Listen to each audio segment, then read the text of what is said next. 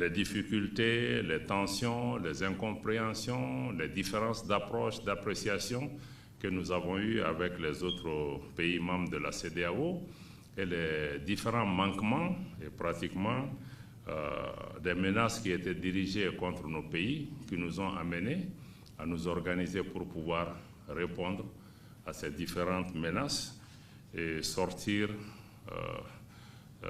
du schéma qui nous a amené chaque fois à aller nous plaindre, à aller protester, à faire des communiqués. On s'est dit qu'il arrive un moment où peut-être qu'il faut que nous prenions notre destin en main et que nous nous organisions pour faire ce que nous demandons à la CEDEAO et à d'autres de faire et que nous n'arrivons pas à faire dedans. Je pense que c'est ce qui nous a amené à cette situation. Et comme vous le savez, il y a eu un incident majeur qui a motivé cela, ce qui était la menace d'agression militaire contre le Niger, dont nous avons tiré les leçons et toutes les conséquences, qu'il n'est pas acceptable que nous puissions transférer une partie de notre souveraineté à des organisations et que cette partie de la souveraineté transférée puisse être utilisée en retour pour constituer une menace, une agression contre nos pays et surtout sur la base d'injonctions étrangères. Je pense que c'est ce qui a amené à la création de l'Alliance des États du Sahel et au mécanisme de sécurité collective et de défense mutuelle qui a été mis en place à l'époque. Mais nous avons compris que le travail en commun sur le plan militaire ne sera pas suffisant, puisqu'il fallait travailler pour pouvoir vraiment consolider les liens politiques. Nous avons décidé d'ajouter au pilier défense et sécurité un pilier qui va concerner la nécessité pour nos trois pays de parler d'une seule voix sur la scène internationale, ce qui nous amène à coordonner notre action diplomatique, à avoir des positions communes sur des questions importantes et avoir en tout cas une concertation par rapport aux grands enjeux géopolitiques du moment. Et à côté de ces piliers diplomatiques, nous avons aussi estimé qu'il était important d'avoir surtout un pilier qui s'occupe des questions de développement. Quels sont les défis auxquels nos pays sont confrontés? Comment on peut mettre en place des projets structurants, des projets intégrateurs pour faire en sorte que notre espace puisse être aussi un espace de prospérité où nous travaillons à mutualiser nos différentes ressources économiques, à renforcer la complémentarité entre nos pays, mais surtout à faire en sorte que nos populations puissent se renforcer davantage et travailler ensemble et regarder dans la même direction. C'est dans ce contexte que, si vous vous rappelez bien, à la fin novembre de l'année dernière, les ministres des Affaires étrangères du Burkina, du Mali et du Niger se sont retrouvés dans cette même salle et à l'issue de leur concertation, ils ont recommandé aux chefs d'État d'aller directement vers la mise en place d'une confédération. Et à la suite de cela, les chefs d'État ont pris le temps d'examiner cette proposition et les présidents Goïta du Mali, le président Traoré du Burkina Faso et aussi le président Tchani du Niger ont mandaté les différents ministres en charge des affaires étrangères, les ministres en charge des questions d'économie, des finances et des questions de développement, mais aussi les ministres de la Défense et les ministres de la Communication de se mettre ensemble et de pouvoir travailler pour proposer les contours de ce modèle confédéral que nous avons souhaité mettre en place. Et c'est à l'issue de l'ensemble des réunions de concertation qui a eu lieu tant à Bamako, à Ouagadougou qu'à Niamey, qu'il a été décidé de tenir le premier sommet des chefs d'État de l'Alliance des États du Sahel qui s'est tenu à Niamey, en République du Niger, que nous tenons à saluer et féliciter pour le succès de ce premier sommet aussi, qui a été l'occasion d'une mobilisation extraordinaire des populations, non seulement du Niger, mais de l'ensemble des pays, de l'AES et même d'autres communautés africaines qui ont donné cette dimension festive et cette dimension de mobilisation, mais qui nous a aussi rappelé les attentes des populations par rapport à leurs dirigeants et par rapport à la transformation de leur vie. Et à l'issue du sommet du 6 juillet à Niamey, les chefs d'État ont signé le traité qui crée la Confédération des États du Sahel, en abrégé AES. Donc il ne s'agit pas en tant que tel d'une organisation internationale qui a été créée, comme vous le savez tous. C'est une confédération, donc une association d'États qui préservent leur souveraineté, mais qui ont décidé de déléguer cette souveraineté dans les 3 matières que j'ai indiquées. La défense et la sécurité, l'action diplomatique et extérieure de nos pays et les questions de développement économique, social et toutes les questions d'intégration. Donc la différence majeure aussi que nous avons voulu, parce qu'il était possible juste de créer une organisation comme on en crée tous les jours, mais comme nous souhaitons qu'il y ait aussi une approche différente par rapport aux choses, nous ne voulions pas une organisation bureaucratique, budgétivore, qui va être créée où tout l'argent est dépensé pour le fonctionnement, au lieu de délivrer des résultats. Nous avons souhaité plutôt que les États mutualisent leurs efforts. Et puisque c'est un modèle confédéral, nous devons pouvoir travailler en ayant plutôt un processus intergouvernemental. Ça veut dire que les États dirigent cette nouvelle approche de notre développement. Les chefs d'État et les ministres sont en charge de pouvoir délivrer. Donc il a été demandé à chaque pays de mettre en place les équipes pour travailler. Le Niger a déjà mis en place son comité national AES. Le Mali est en train de mettre en place son comité national AES. Et le Burkina Faso aussi est en train de mettre en place son comité national. Donc nous pensons que ces comités nationaux vont pouvoir travailler en réseau pour constituer l'ossature, l'architecture administrative qui va pouvoir gérer la mise en œuvre des différentes initiatives et des différents programmes pour avoir une organisation qui soit souple, légère, efficace, mais surtout qui est soutenable pour nos pays. Parce que nous n'avons pas l'intention aussi de créer une organisation et d'aller tendre la main à tout le monde pour pouvoir financer ces organisations. Nous souhaitons que les initiatives, il faut que nous soyons en mesure de financer nos organisations et que ces financements aillent dans les actions sur le terrain, beaucoup plus que dans le financement d'une organisation bureaucratique en tant que telle. Dans ce cadre, je ne sais pas dans quelle mesure chacun de vous a eu l'occasion peut-être de voir le traité qui a été signé, si nous allons mettre à votre disposition. Le traité qui a été signé naturellement, qui crée la Confédération, a décidé de mettre en place essentiellement un collège des chefs d'État pour montrer l'unité d'action et la solidarité et la complémentarité entre les chefs d'État. Donc le collège des chefs d'État comprend les chefs d'État de 3 pays. Et un des pays doit assurer la présidence de la Confédération et ça doit se faire par rotation entre les 3 pays. Et aucun président de la Confédération ne peut avoir 2 mandats consécutifs. Donc, ça doit faire nécessairement l'objet d'une rotation entre les 3 pays. Et à côté de la conférence des chefs d'État, le mandat aussi du président de la Confédération est d'1 an. Donc, à côté du collège des chefs d'État, nous avons aussi des instances, c'est-à-dire qu'il y a le Conseil des ministres. Mais à la différence des conseils des ministres des organisations, c'est que le Conseil des ministres de la Confédération est présidé par le président de la Confédération, comme dans le cas d'un pays. Donc le Conseil des ministres n'est pas présidé par un ministre. C'est les ministres qui travaillent dans les 3 domaines clés et éventuellement dans d'autres domaines connexes en fonction de l'ordre du jour. Les ministres viennent à la fois du Burkina, du Mali et du Niger sous la présidence du président de la Confédération qui est assisté des 2 vice-présidents, les 2 vice-présidents étant les 2 autres pays qui n'assument pas la présidence de la Confédération. Et les matières qui sont traitées sont essentiellement les matières qui relèvent de ces 3 piliers.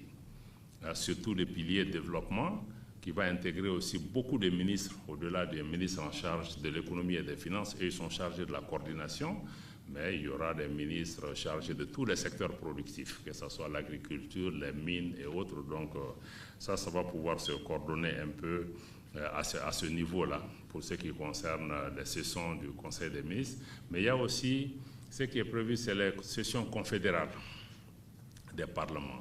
Les parlements ou les instances provisoires qui tiennent lieu de parlement, chaque pays aura un nombre égal de représentants pour pouvoir travailler à accompagner la Confédération.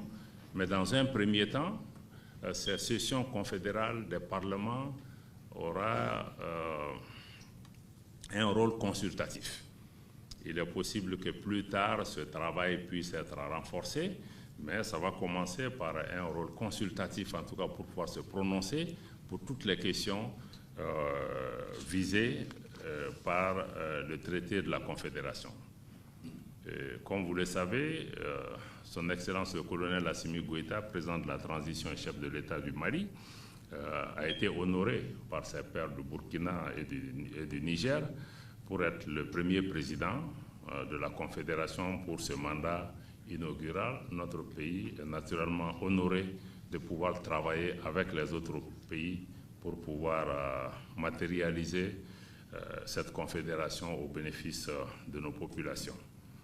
Donc nous allons, dans le cadre de cette confédération, poursuivre notre engagement en faveur de l'intégration sous-régionale.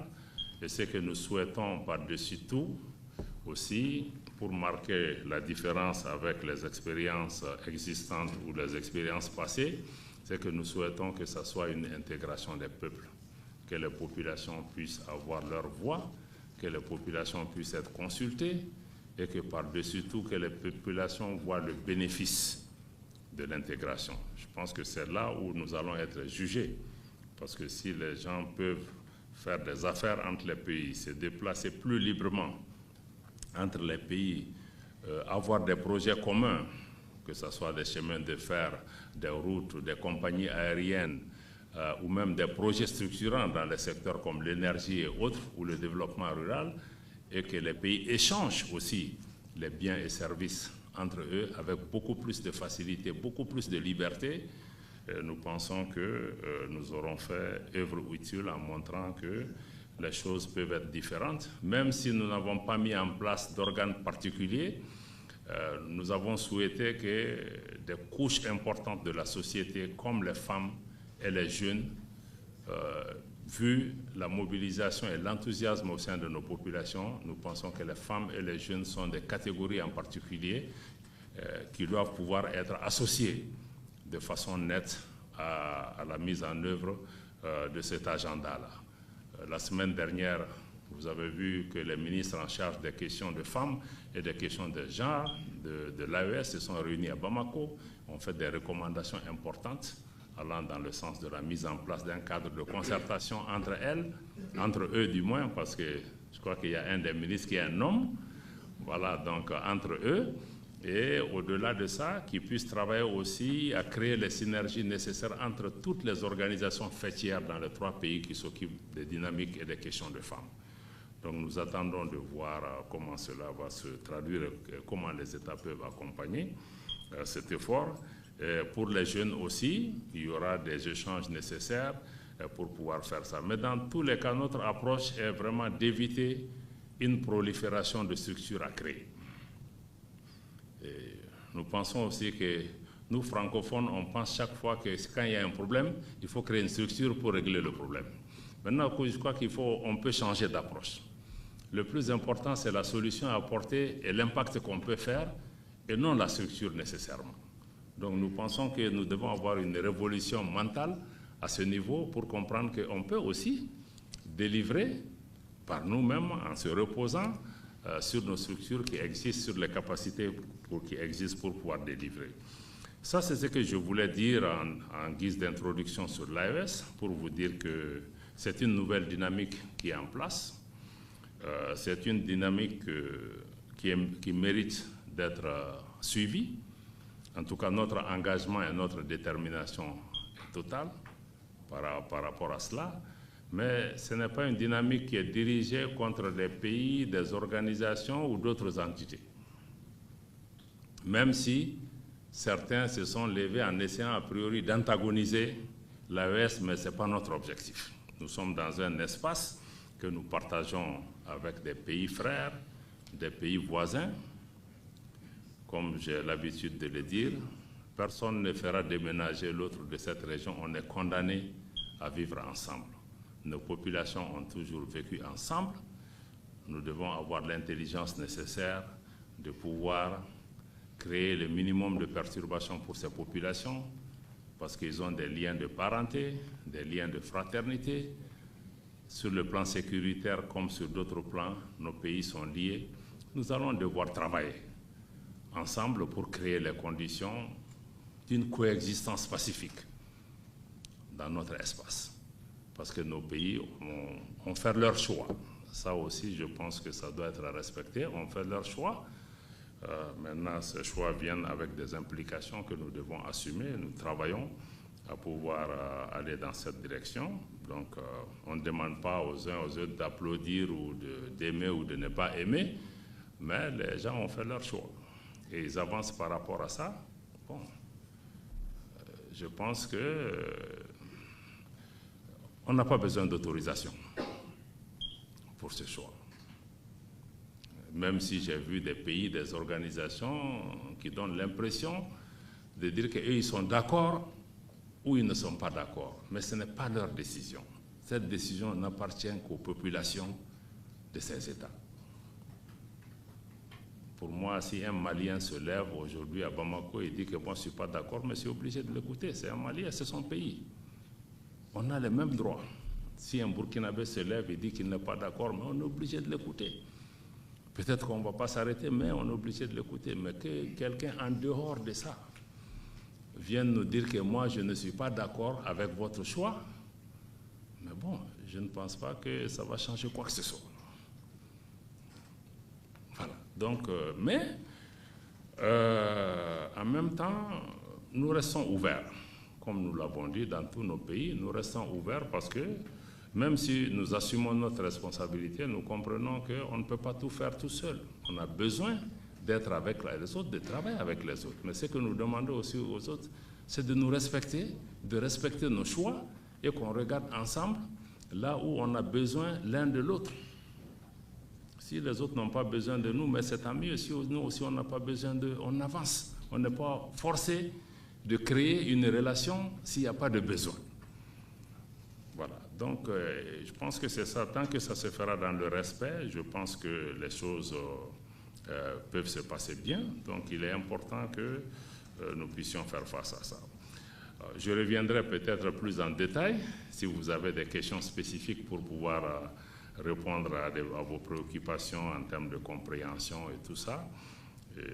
C'est ça vraiment le point essentiel, les 24, 25 et 26 juillet. Et comme vous le savez, une patrouille des forces armées maliennes a subi des attaques de la part de groupes armés terroristes qui opèrent dans la région de Kidal, à la frontière avec l'Algérie. Lors des combats, il est très vite apparu que les éléments terroristes initialement engagés ont bénéficié de renforts importants venant de pays voisins en particulier. C'est ainsi que s'est mise en place une coalition plutôt inédite entre deux organisations qui se sont toujours combattues, Al-Qaïda au Maghreb islamique qui se fait appeler aujourd'hui JNIM et l'État islamique au Sahel qui se sont réunis pour combattre les forces armées maliennes. Peut-être que ces organisations ont les mêmes commanditaires pour pouvoir se mettre d'accord aussi facilement et aussi rapidement. Nous avons aussi noté très rapidement que les équipements et les moyens qui ont été engagés par ces groupes armés terroristes dépassaient le matériel militaire qui est régulièrement connu à la disposition de ces groupes. Ça veut dire qu'il y a eu des éléments nouveaux extrêmement importants qui ont été intégrés à leur dispositif. quand nous nous interrogions pour pouvoir évaluer la situation et comprendre ce qui s'était réellement passé, je pense que la réponse est très rapidement venue d'un représentant, du porte-parole en tout cas, des renseignements militaires ukrainiens qui a apporté des réponses rapidement à nos différentes interrogations. Parce que ce porte-parole des renseignements militaires ukrainiens a ouvertement et spontanément affirmé que l'Ukraine a apporté son soutien aux groupes armés terroristes qui étaient confrontés aux forces armées maliennes. Dans ma carrière de diplomate, c'était la première fois que je vois une telle reconnaissance, une telle déclaration de la part d'un État. Nous en étions absolument stupéfaits. Comme si cet aveu ne suffisait pas, quand nous nous interrogions encore, est-ce qu'on pouvait croire à cet agent de renseignement? On cherchait à faire des recoupements. Est-ce que c'était un fake news ou bien est-ce que c'était vraiment la vraie vérité qui était avant? Je pense que là, la confirmation aussi est très rapidement venue de l'ambassadeur de l'Ukraine qui est accrédité auprès du Sénégal, qui a aussi relayé les mêmes messages de soutien au terrorisme, presque à visage découvert, en postant des informations sur la page officielle de l'ambassade de l'Ukraine. Et naturellement, comme si ces aveux ne suffisaient pas, l'ambassade prophétise même en indiquant que d'autres résultats vont venir. Ça veut dire qu'ils ne sont qu'en train de commencer le travail. Nous, en tant que diplomates, ça nous pose beaucoup de questions. C'est vrai que nous, diplomates, on sait faire beaucoup de choses, mais s'il n'y a plus de frontières entre un diplomate et un terroriste, ça devient un problème. Parce qu'il y a d'autres qui peuvent faire ce type de travail, mais si on crée des ambassades dans les pays pour pouvoir faire du terrorisme, c'est un problème. Et si les ambassadeurs deviennent les porte-voix de groupes terroristes aussi, c'est un problème. C'est un problème. Mais a priori, je voudrais néanmoins remercier les différents États et organisations qui ont manifesté leur solidarité à notre pays, leur compassion au Mali, et aussi qui ont condamné cette agression parce qu'il s'agit d'une agression. Il s'agit d'une agression par un État de connivence avec des groupes terroristes et de façon absolument assumée. Et donc ça dépasse le cas de l'ingérence. L'ingérence en soi est même condamnée. Mais on va même au-delà de ce qu'on peut appeler une ingérence grave. Mais en même temps aussi que nous saluons ces pays, il faudra dire que nous sommes quand même assez étonnés du silence de beaucoup de partenaires et de pays devant ce qui est absolument une agression inacceptable, publiquement avouée, publiquement revendiquée par une collision entre un État, peut-être qu'il y en a d'autres, entre un État et des groupes terroristes. Pourtant, dans toutes les conventions internationales, la Charte des Nations Unies, les résolutions du Conseil de sécurité, les différentes conventions sur le terrorisme, au plan international, au plan africain, les engagements sont pris. Est-ce que c'est du papier ou bien c'est réel? Mais pourquoi tout le monde regarde ailleurs par rapport à cette situation? Je m'excuse d'être aussi direct et franc avec vous, mais je pense qu'entre amis, on doit pouvoir aussi se dire des choses, surtout quand il s'agit de préoccupations de la plus haute importance. En tout cas, nous, au Mali, ici, nous nous sommes posé beaucoup de questions. Nous nous sommes demandé comment interpréter ce silence pour pouvoir comprendre. Est-ce que ce qui s'est passé est normal? Est-ce que c'est bien fait pour le Mali? Pour les Maliens? Est-ce que c'est bien que les gens soient tués de cette façon? Que les gens se coalisent? Ils viennent faire ce qu'ils ont fait, même si vous n'êtes pas d'accord avec les positions de l'État malien. Pourtant, ce sont les mêmes, beaucoup en tout cas de pays autour de cette table qui réclament être des champions des droits de l'homme et de tout ce qu'il y a. Quand il y a le moindre petit incident, on se fend de communiqués, de déclarations et de tout ce qu'il y a. Mais ça, c'est même souvent des allégations, mais ça, c'est quelque chose qui a été revendiqué par un État qui n'a pas nié ce qui a été fait. Et après, quand on a dénoncé ces questions, on nous dit qu'il faut qu'on apporte la preuve. C'est quand même curieux que ceux qui ont commis des actes, qui ont revendiqué ces actes, pas une fois, 2 fois, et qui viennent nous dire qu'il faut qu'on amène les preuves de ce qu'eux-mêmes ils ont déclaré. On peut se poser de sérieuses questions par rapport à ce qui se passe dans ce pays. Ont-ils besoin de preuves par rapport à ce qu'ils ont dit? Est-ce que les officiels ukrainiens qui ont pris cette décision ont été démentis par leur gouvernement? Ont-ils été sanctionnés? C'est nous qui devons apporter la preuve de ce qu'ils savent déjà et de ce qu'ils ont déclaré assumer. C'est quand même une reculade importante. Au-delà des pays qui sont représentés ici aussi, on peut s'interroger même par rapport aux différentes réactions au plan international. Nous savons que quand il y a ce type de situation, souvent, le Conseil de sécurité et d'autres instances se réunissent toujours. Des réunions extraordinaires sont convoquées. Mais dans ce cas-ci, je crois que personne ne s'est interrogé. Est-ce qu'il fallait le faire ou il ne fallait pas le faire?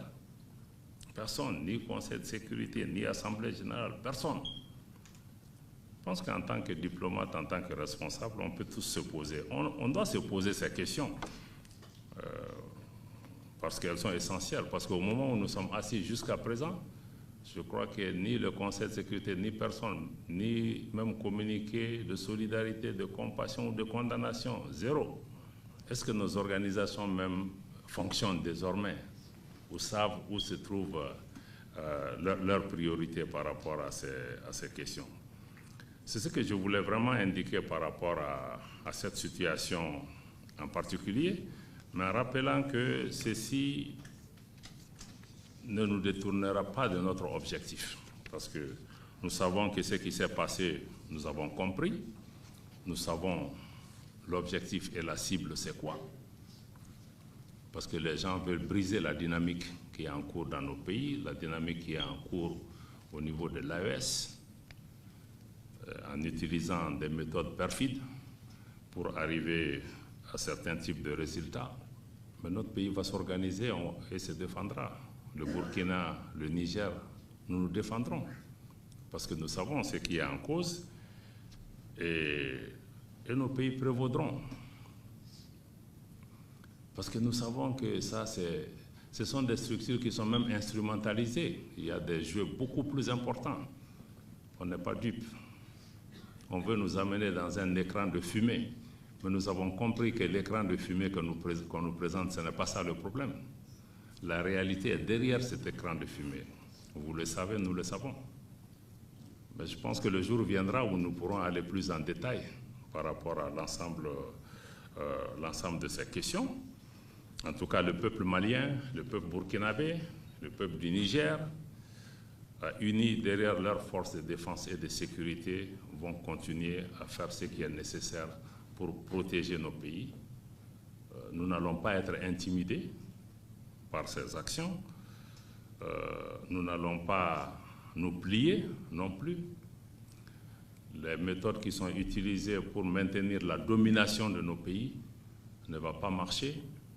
Le chemin qu'on a pris, nous allons le poursuivre jusqu'à la fin. On ne viendra pas par des portes détournées de cette façon. Donc je pense que c'est important que nous comprenions cela et nous tenions à partager avec vous notre vision, notre compréhension de ces problèmes et surtout qu'on puisse se le dire en face pour que nous comprenions ce qui est en train de se passer. En tout cas, je pense que nous avons voulu avoir cet échange avec vous. Je sais que sur cette question, tout a été dit parce qu'il y a eu les communiqués officiels et tout ce qu'il y a eu, donc je n'ai pas besoin d'aller plus en détail par rapport à ces questions, mais s'il y a des questions spécifiques, je suis prêt à pouvoir répondre à ces différentes questions-là.